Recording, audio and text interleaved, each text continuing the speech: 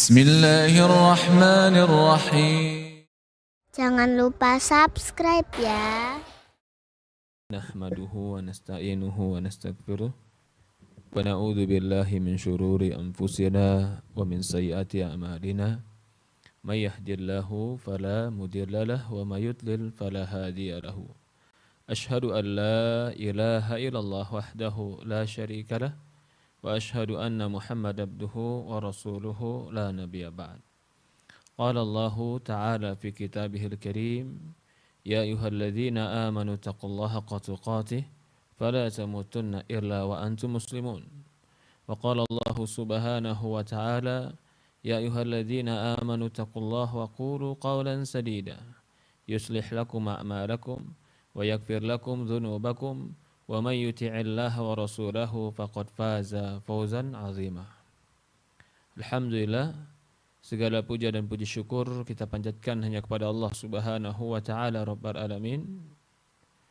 Serta salawat dan salam selalu kita curahkan kepada baginda Nabi kita Muhammadin sallallahu alaihi wa ala alihi wa sahbihi wasallam, kepada keluarganya, kepada para sahabatnya, juga orang-orang yang mengikuti dan mencintainya ila yaumil qiyamah.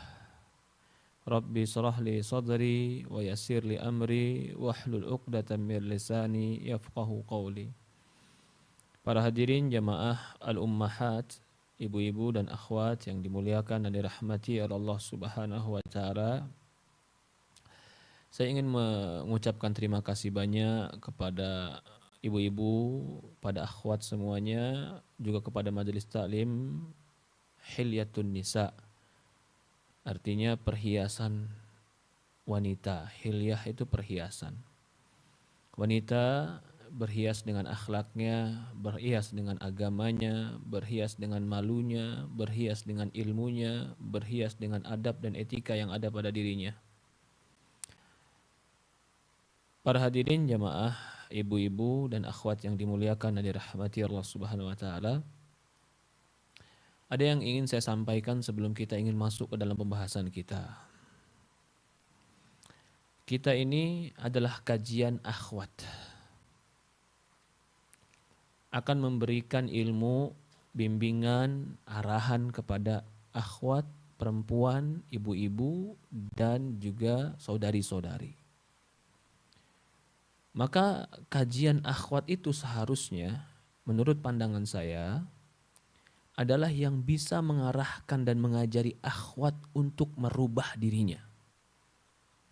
Itu kajian akhwat. Kajian keluarga adalah kajian yang ketika seorang wanita hadir dalam kajian tersebut, dia merasa dia harus memperbaiki dirinya. Itu kajian akhwat, itu kajian keluarga. Tetapi jika ada akhwat atau ibu atau saudari ikut kajian, begitu setelah ikut kajian, malah ilmu yang didapat itu menjadi menunjuk dan menyalahkan suami. Itu berarti salah kaprah dalam kajian. Kamu belajar agama bukan untuk kau pulang lalu kau tunjuk suamimu kau salah. Tidak seperti poin yang disebutkan oleh Ustadz. Sehingga suaminya dihakimi dengan ilmu yang dia dapat dari Ustadz. Ada dua faktor kesalahan. Tapi yang paling umum adalah kesalahan si akhwat dalam memahami taklim, pelajaran. Sehingga ketika dia salah memahaminya, yang dia tangkap adalah semua ini rumah tangga saya tidak ideal gara-gara suami. Gak sunnah, gak begini, gak begitu, gak seperti Rasulullah. Sehingga begitu pulang ke rumah bukan bertambah cinta kepada keluarga, malah bertambah layu, merasa salah pilih pasangan. Saya rasa ini bukan tujuan taklim kita. Maka jangan pernah seorang ummahat kalau di dalam kajian saya khususnya merasa bahwasannya Ustadz saya pengen angin segar supaya akhwatnya diberikan, kita itu benar, kita itu pasti baik, yang salah itu laki-laki. Tidak. Di dalam kajian saya insya Allah saya tidak menyalahkan wanita, saya tidak memojokkan wanita, tetapi saya inginkan adalah mari kita belajar agama. Sehingga kita pulang, kita dapat ilmu sampai rumah, bukan suami yang kita tunjuk salah, tapi kita yang merasa bahwasannya saya butuh perbaikan diri. Itu tujuan kajian akhwat. Itu tujuan sebenarnya kajian keluarga. Bukan tujuan kajian keluarga begitu setelah kajian dia pulang malah menganggap keluarga dia gak ideal. Malah menganggap yang keluarga dia yang salah itu pasangannya. Karena pasangannya gak seperti Rasulullah. Nah, ini faktor pertama adalah faktor si penerima ilmu yang salah tujuan. Faktor kedua mungkin salah materi. Kajian akhwat, tapi menyebutkan suami ideal. Salah materi, kajian akhwat suami ideal. Lalu setelah menyebutkan kriteria-kriteria suami ideal, si istri-istri yang sudah punya suami yang gak sesuai kriteria ideal tadi gimana perasaannya? Oh berarti suami saya gak ideal, harus diganti. Nah ini tujuan kajiannya mengeratkan rumah tangga atau meretakkan rumah tangga?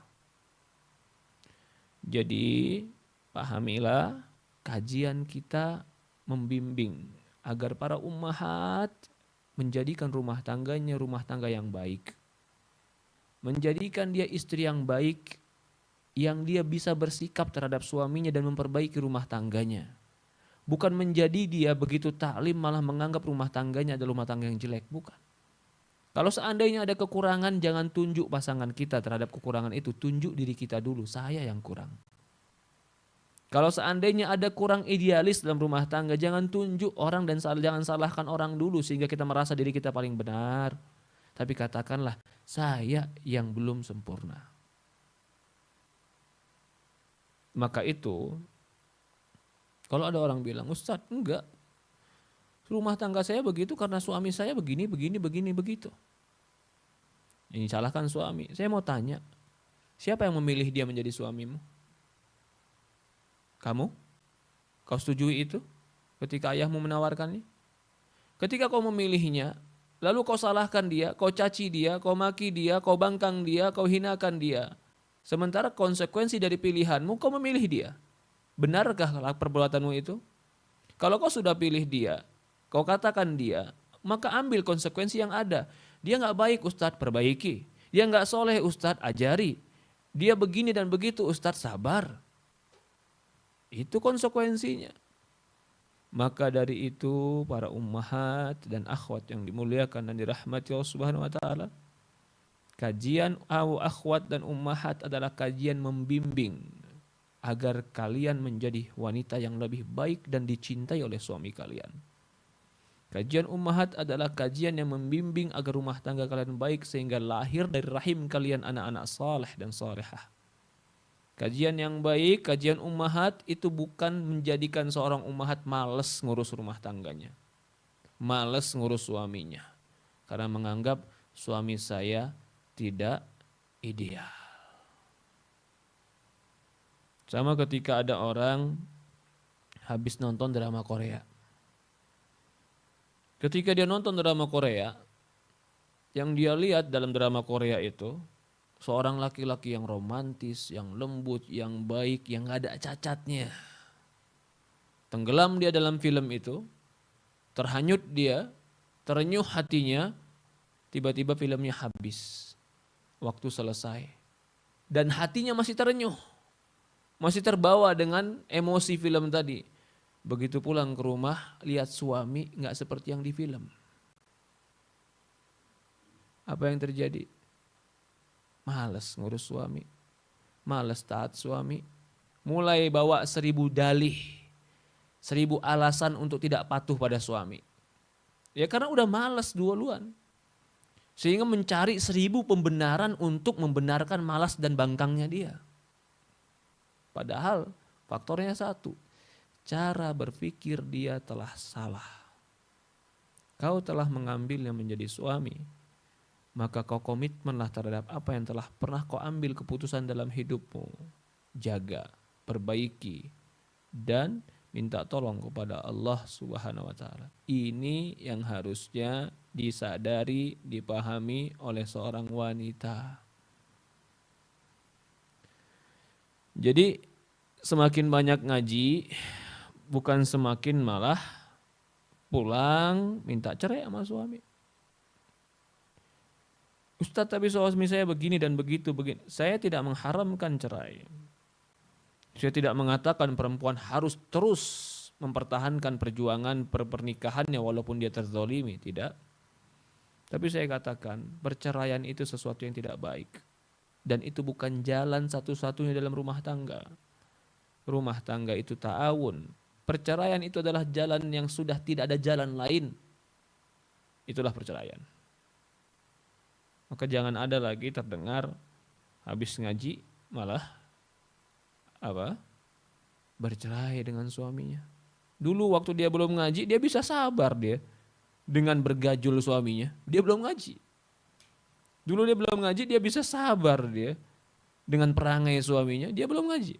Dia bisa sabar. Begitu dia ngaji kok malah hilang sabarnya. Malah hilang sabarnya, malah yang terpikir adalah sesuatu yang tidak benar. Nas'alullah as-salamah wal afiyah. Jadi bagi ummahat, ibu-ibu, akhwat yang dimuliakan dengan rahmat Allah Subhanahu wa taala, jadi kajian kita adalah terkadang mungkin ummahat mendengar sesuatu yang pahit. Ya ilmu. Gak mungkin saya memberikan satu angin segar terus bagi ummahat. Kapan kalian memperbaiki diri? Mungkin butuh kalimat-kalimat yang lebih tegas, kalimat-kalimat yang lurus, kalimat-kalimat yang memperbaiki. Jadi kalau ada ilmu yang disampaikan, tujuannya adalah hak. Jangan ditolak hanya karena hawa nafsu. Karena kita sedang memperbaiki pemikiran kita, memperbaiki ilmu kita, memperbaiki tujuan hidup kita, memperbaiki keluarga kita. Ya namanya memperbaiki harus ada sedikit yang disampaikan, yang diperbaiki. Termasuk hari ini. Ini masalah sensitif yang akan dibahas. Buruknya perilaku istri bila suami berpoligami. Seolah-olah pembenaran ketika ada suami poligami lalu dia kemana-mana pergi mengatakan suamiku layangan putus. Dia di kamera di mana-mana seolah-olah membuka aib suaminya. Itulah wanita yang hebat. Itulah wanita yang independen, itulah wanita modern. Siapa yang ngajarin kita kayak begini? Ilmu dari mana kita ajarin begini? Mempermalukan suami, sementara suami gak melakukan kezaliman. Dia nikah lagi tanpa izin kamu, zalim atau tidak? Jawab dengan agama, jangan jawab dengan emosi dan pikiran egoismu. Kalau dia nggak zalim sama kamu, lalu kamu tebarkan aibnya kemana-mana, ceritakan aibnya kemana-mana, plus ditambah dengan cerita-cerita agar orang tersentuh dengan dusta sehingga orang-orang pun tersentuh dan teriuh. Akhirnya jadi cerita novel. Supaya orang cuma tersentuh dan teriuh. Harga diri suamimu kau robek-robek. Dia nggak zalim sama kamu, tapi kau yang zalim kepada dia saat ini. Kalau memang itu terjadi pada dirimu. Kau yang zalim pada dia saat ini. Karena dia tidak mengambil hakmu. Dia berpoligami tidak mengambil hakmu. Allah mengizinkan, Rasulullah mengizinkan, Islam mengizinkan. Bahkan pemerintah mengizinkan kalau memang itu disesuai dengan ketentuan-ketentuan pemerintah. Gak ada pelanggaran hukum di situ. Yang melanggar hukum itu adalah menggibahi orang, menceritakan kejelekan orang lain, memfitnah orang lain, menambah bumbu-bumbu dengan orang mengatakan dia penzina, menambah bumbu-bumbu dengan mengatakan dia telah melakukan ini dan itu yang haram, haramun haram. Gak boleh seperti itu. Tapi apa kenyataannya sekarang? Terbalik. Yang zalim seolah-olah tertolong karena dia terzalimi, tersakiti. Yang berada di atas kebenaran seolah-olah kejahatan. Allahumma arinal haqqa haqqa warzuqna tiba'ah. Wa arinal batila batil warzuqna tinabah. Doa sama Allah, ya Allah tunjukkan padaku yang hak itu hak sehingga aku bisa mengikuti yang hak. Tunjukkan kepadaku yang batil itu batil sehingga aku menjauhi yang batil. Sekarang enggak, yang batil sudah tersamarkan, yang hak sudah dikotori. Kita enggak mengatakan orang tertentu. Mungkin orang tertentu saya enggak tahu ceritanya benar apa salah, bagaimana pasti enggak tertentu. Tapi saya ingin membuat sebuah pemisalan. Gak berhak seorang wanita membongkar aib suaminya gara-gara suaminya hanya sekedar nikah lagi. Gak boleh. Bahkan Sekarang, suaminya menikah lagi. Kita sudah katakan tadi, Allah mengizinkan atau tidak? Mengizinkan. Rasulullah mengizinkan atau tidak? Mengizinkan dan melakukan. Agama mengizinkan atau tidak? Mengizinkan dan membolehkan. Pemerintah mengizinkan atau tidak? Mengizinkan dengan catatan-catatan yang dipenuhi. Siapa bilang pemerintah kita tidak mengizinkan? Pemerintah kita mengizinkan. Di pengadilan mengizinkan. Selama catatan-catatan terpenuhi. Kalau semua sudah terizinkan sesuai dengan syariat, lalu si laki-laki melakukan yang sesuai syariat tadi. Perhatikan ini. Tiba-tiba si perempuan meminta, lepaskan aku, ceraikan aku, tinggalkan aku. Pertanyaannya, bolehkah itu dilakukan oleh seorang wanita? Ketika seorang suami melakukan haknya, lalu si istri mengatakan, lepaskan dan ceraikan aku. Ini sama seperti orang yang hadis Rasulullah mengatakan, barang siapa yang meminta kepada suaminya tolak min ghairi ba'sin. Barang siapa yang meminta kepada suaminya talak tanpa alasan yang dibenarkan oleh syariat, dia tidak akan mencium wanginya surga. Kalau sekedar suami poligami lalu si istri minta cerai, itu secara syariat tidak dibenarkan. Karena syariat membenarkan seorang poligami.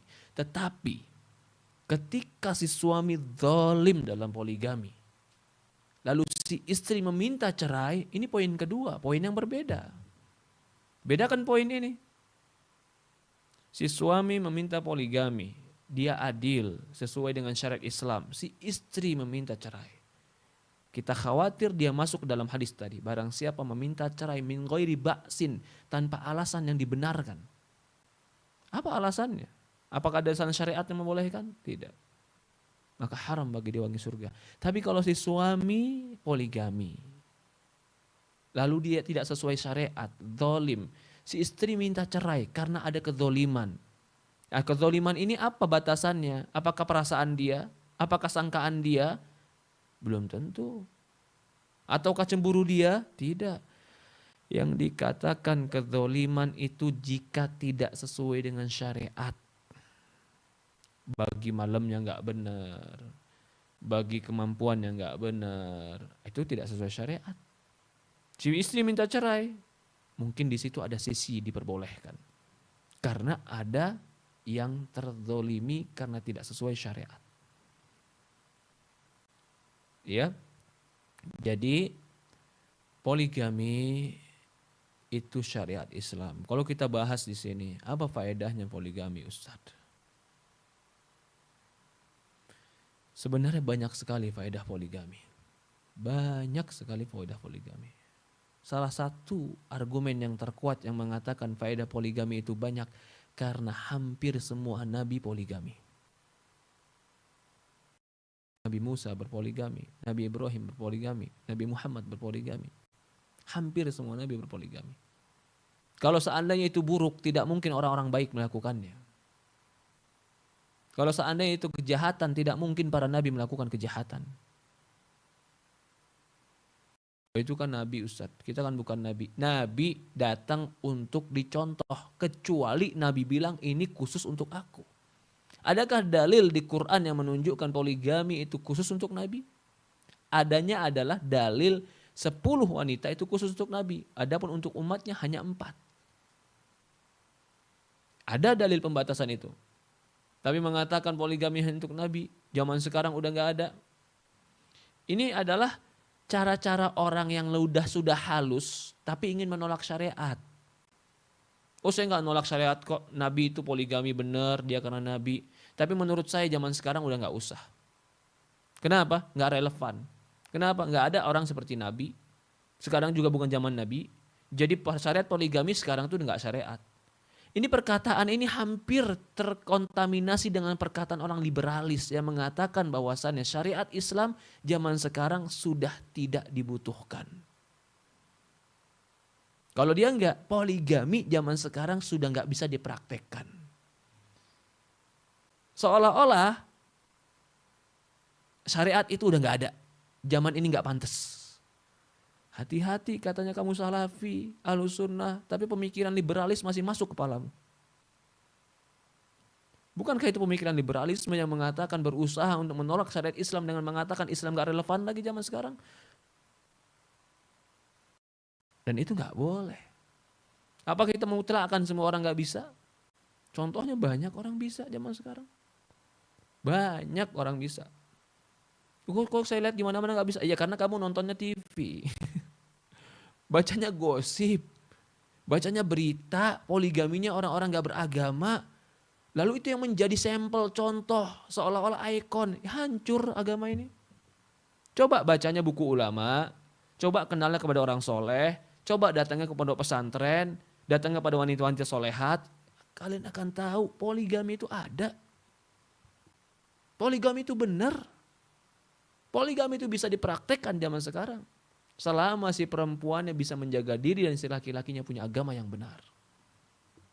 Itu jangan pernah tolak agama Allah. Jadi kalau ditanya apa faedahnya, itu selalu satu faedahnya. Nabi mengerjakannya. Dan ada faedah-faedah yang lain. Salah satu faedahnya adalah, tahukah engkau, terkadang, ini pernah saya baca dari sebuah tulisan ya, seorang wanita ketika suaminya berpoligami, dia mendoakan semoga abang tambah cinta kepada saya. Itu wanita cerdas. Itu wanita cerdas dan bukan wanita bodoh. Kenapa? Karena dia paham untuk masuk ke dalam hati laki-laki adalah laki-laki itu disentuh hatinya. Bagaimana menyentuh hatinya? Bagaimana tidak terlirih ketika dia melihat istrinya mengizinkan dia poligami, lalu istrinya mengatakan mudah-mudahan abang tambah mencintai saya. Mungkin menangis suaminya. Itu akan menyebabkan dia mencintai istrinya, menghargai istrinya, menghormati istrinya. Setiap kali dia marah, dia ingat ini istri baik. Ini istri yang harus saya jaga. Berbeda dengan istri yang kalau ucapannya kasar, kotor, lalu membangkang. Suami pun penghargaan kepada dia hilang. Penghargaan suami kepada istri itu pun hilang. Simpati dan empatinya pun memudar. Jadi suami atau suami laki-laki itu untuk mengambil hatinya itu dengan simpati. Dia simpati kepada seorang wanita karena kelembutannya, karena kebaikannya, atau karena kasihannya dia kepada wanita. Atau mungkin karena hatinya sudah tersentuh dengan wanita tadi, dia akan mencintainya. Adapun mata cantik, dia lihat wanita cantik, tapi hatinya gak tersentuh. Dia hanya menghibur di matanya, mungkin menghibur di fisiknya, tapi belum tentu wanita cantik itu bisa masuk ke dalam hatinya. Nah, wanita yang cerdas adalah dia bukan cantik saja, tapi dia bisa menyentuh hati suaminya sehingga suaminya mencintai dia karena telah tersentuh dengan kebaikannya. Nah, poligami itu ada nilai itu. Jika si istrinya baik, terbuka, lapang dada, tetap melayani suami. Sementara si suami mengerti bahwasannya si istri ini pasti berat untuk menerima ini. Kan si suami merasa, ini istri berat menerima ini. Tapi dengan keberatan ini dia tetap melayani saya. Dia tetap mencintai saya. Dia tetap menghargai saya. Dia tetap patuh sama saya. Apa yang terjadi ketika itu di hati suami ketika melihat itu yang terjadi? Dia akan mencintai. Jadi poligami itu bahkan terkadang menumbuhkan cinta dalam rumah tangga. Salah orang bilang mengatakan poligami itu menyebabkan permusuhan. Ya karena cara menghadapi poligaminya yang salah, bukan poligaminya yang salah. Tapi kalau cara menghadapi poligaminya benar, maka poligami itu menambah cinta, menambah simpati, menambah kelembutan, menambah rasa mungkin kasihan dalam rumah tangga. Karena antara cinta, simpati, empati, kasihan itu bercampur dalam rumah tangga. Itu bercampur. Kekaguman bercampur dalam rumah tangga. Dan itu semua harus dihidupkan. Menghidupkannya dengan apa? Dengan ketaatan. Salah satunya mungkin ada contoh. Seorang suami yang Allah berikan dia secara fisikis berbeda dengan yang lain. Artinya mungkin yang lain cukup dengan satu. Tetanggamu cukup 1. Kenapa kamu gak cukup? Itu nggak bisa jadikan standar. Tetangga cukup, suamimu nggak cukup, nggak bisa jadikan standar. Sama seperti makan, orang sepiring cukup, suamimu nggak cukup. Jangan kau bilang, ya bang makan sepiring aja, kenapa kau 2 piring? Sama tetanggamu makan sepiring, jangan. Bisa jadi suami makan sepiring, dia lemes. Tapi ketika makan 2 piring, dia seger. Lah kenapa orang itu sebelah sepiring? Ya itu dia, bukan suamimu. Karena manusia berbeda-beda. Lah begitu pun dalam rumah tangga. Mungkin suamimu punya kebutuhan lain dalam dirinya, keinginan lain dalam dirinya. Banyak faktor. Mungkin faktor umurnya, mungkin faktor makanannya, mungkin faktor latar belakangnya, mungkin faktor macam-macam. Faktor kantornya, faktor temannya, faktor lingkungannya. Bisa jadi faktor-faktor itu semua yang akhirnya menyebabkan dia berpikir itu. Ketika dia menginginkan itu, lalu si istri menghalanginya. Apa yang terjadi? Kalau keinginan itu terus menggebu dan si istri pun menggebu menghalanginya, apa yang terjadi kira-kira dalam rumah tangga? Sebutkan apa yang terjadi dalam rumah tangga. Kalau suami nggak punya agama, dia menggebu menginginkan, si istri kekeh, keras mengatakan tidak, apa yang terjadi? Ya udahlah, daripada saya ribut sama kamu, jajan di luar. Damai kan? Berapa sih? 500.000? 300.000? 400.000? Berapa? Kira-kira mampukah suamimu membayar sesuatu yang berharga 500.000? Atau mampukah suamimu membayar sesuatu yang berharga mungkin 1 juta? Mampukah suamimu? Bahkan mungkin ada yang di bawah itu harganya. Na'udzubillah. Zaman fitnah ini sangat murah. Di bawah itu pun ada. Semakin murah itu berarti semakin banyak godaan, ujian. Ketika si suami menggebu menginginkan itu dan si istri akhirnya mengerti. Dan si suami pun sadar sebenarnya ini berat bagi seorang istri. Apa yang terjadi? Si suami akan menghargai si istri akan menghargai suami, dia akan menjadi lebih mencintainya. Ya, jadi kalau kita berbicara tentang poligami itu, ini syariat, ini perintah Allah untuk menjaga kebaikan. Dan betapa banyak pula perempuan-perempuan yang membutuhkan laki-laki yang baik. Betapa banyak. Kita berandai-andai. Ini mudah-mudahan berandai-andai yang tidak berandai-andai yang tidak terlarang mudah-mudahan. Kalau engkau hidup di zaman Nabi, ada Nabi laki-laki kau wanita. Kira-kira maukah engkau menjadi istri Nabi? Kalau seandainya Nabi hanya dibatasi istrinya 1, apa yang terjadi? Betapa banyak wanita-wanita yang pengen menjadi dididik oleh dia, dibimbing oleh dia, ingin punya anak dari keturunan dia, sehingga anak-anaknya pun terdidik dengan agamanya. Betapa banyak wanita yang butuhkan itu. Apalagi wanita-wanita yang berpikir tentang rumah tangga yang lebih jauh. Dia ingin kepada laki-laki lain, bukan dia ingin merebut, bukan. Tapi dia ingin saya punya keturunan yang bisa dijaga oleh dia. Mungkin kalau hanya tampang atau harta, mungkin dia bisa cari laki-laki yang lain. Tapi banyak juga atau ada juga wanita yang mereka membutuhkan pertolongan dalam agama mereka. Kalau seandainya semua wanita mengatakan kamu 1 hanya punya saya 1. Sementara di akhir zaman akan banyak wanita-wanita yang lebih banyak pada laki-laki. Apa yang terjadi di alam